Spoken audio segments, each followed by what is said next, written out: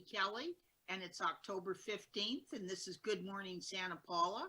And my guest today is Santa Paula's Mayor, Rick Ariza. Rick, always great to see you. Glad to have you back on Good Morning Santa Paula. Oh, thank you, Peggy. Always good to be on Good Morning Santa Paula. It's really a nice program. Yeah, thank you so much. We've got a real list of laundry list of questions, as it were. Positive COVID case count going down, and that's hospitalizations are down. All sorts of things, they are going down. So we're seeing more and more businesses reopen. Where are we at with that? Well, we are on the cusp of going to the orange tier. We last week moved into the red tier. And even at that time, we knew we were close to the orange tier, but there was just one little category that was keeping us back.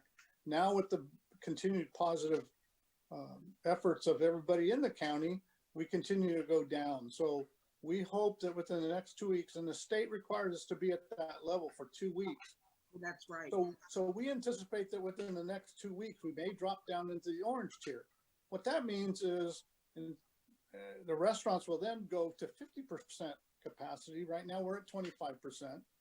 Opens up the gyms, and so a lot more flexibility. What we don't want to happen is people basically think that a sense of security is there. We still got to maintain our distances. We still have to wear a mask.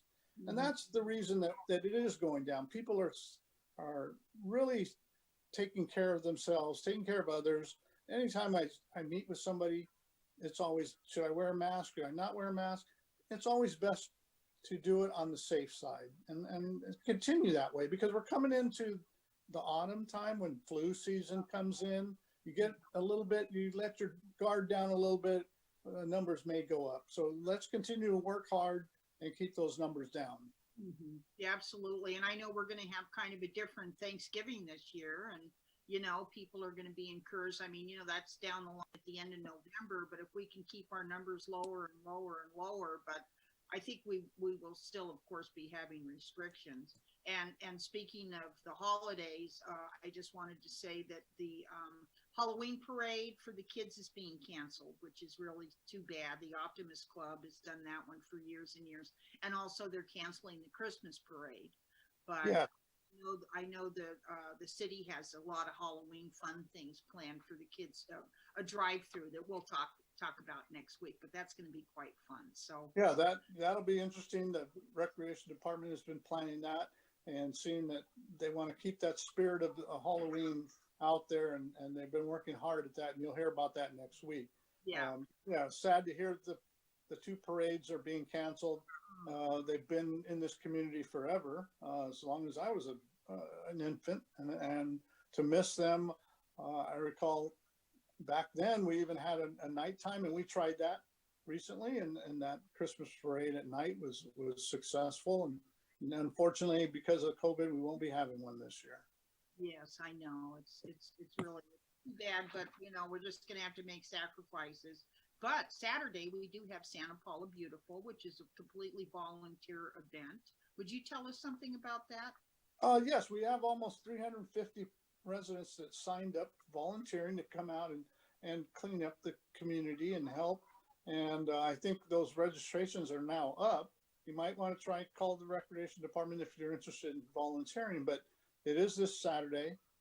Historically, we used to go out and clean the islands and different areas along the railroad tracks and the walkways, and I'm not sure what area they're concentrating on this year, but we have already 350 that have signed up to beautify our town. Oh yeah, they're going to be all over. I think the Rotary Club's actually going back to Ebell Park, where it's been kind of right. I just saw we're going to be painting at Ebell Park.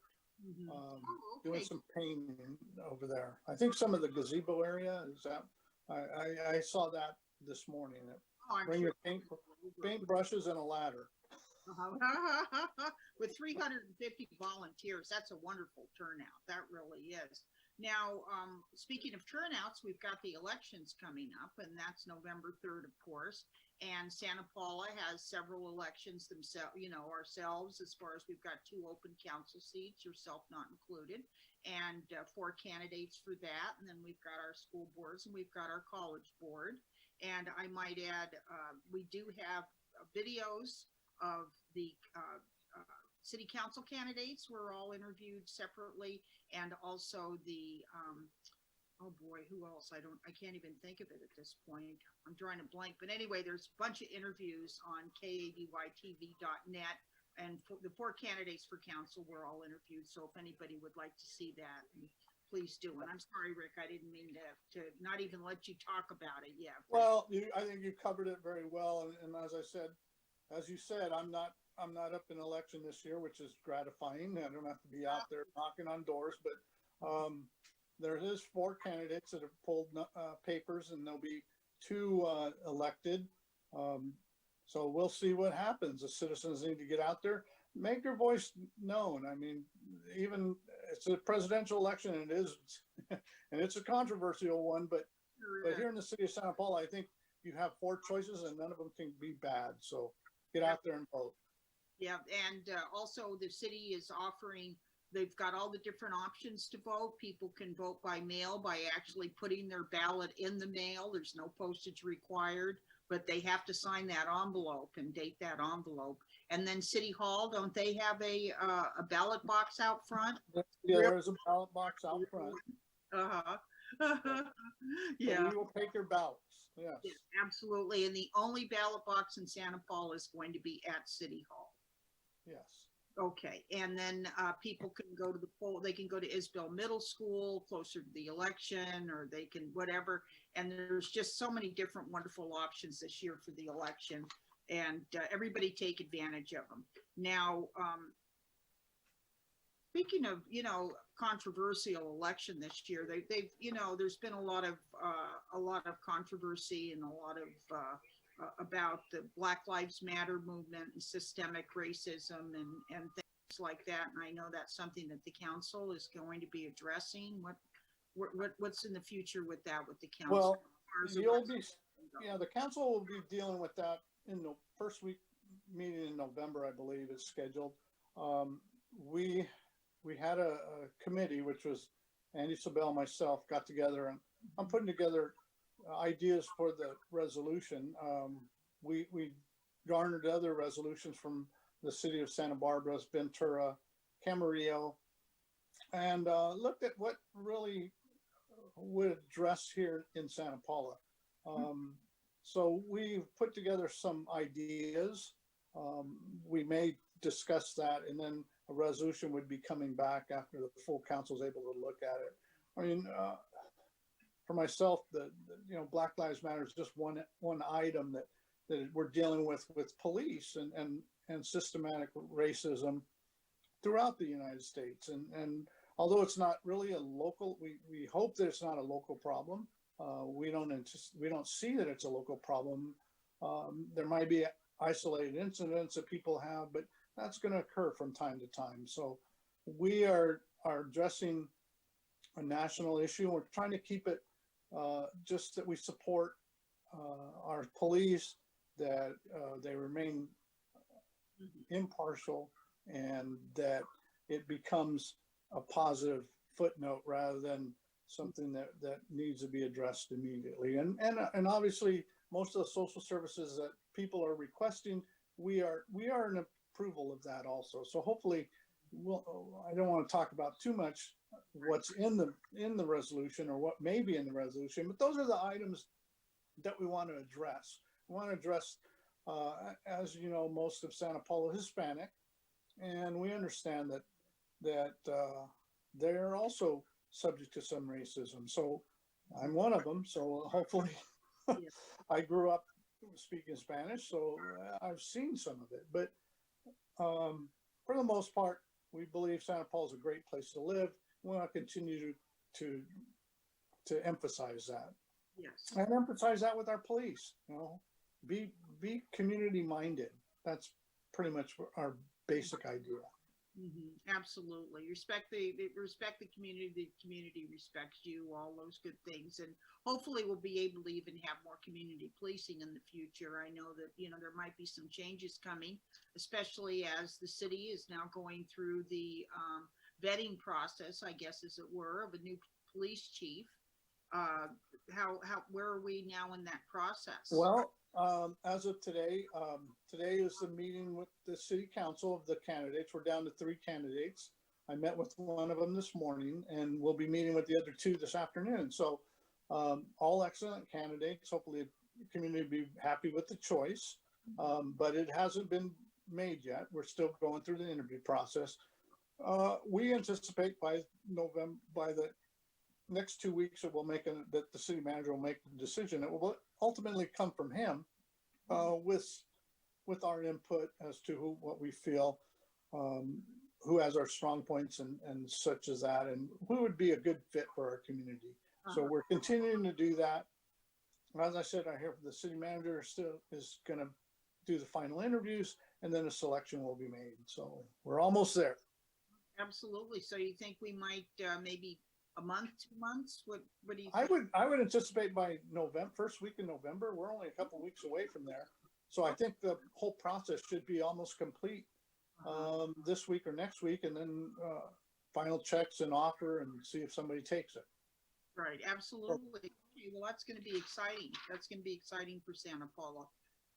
Now there's, let's see now, as far as you're bringing up, there's no gatherings, so let's go over that now, because I don't know if we really dwelled on that enough before, but we're still at no gatherings over 50, and it needs to be family. So that is still in place. Funerals, birthday parties. We need to emphasize that you want to keep it to family, not really outside people. So those restrictions are still in place until we move to another tier, which will change that a little bit. Weddings, those type of things are still on hold.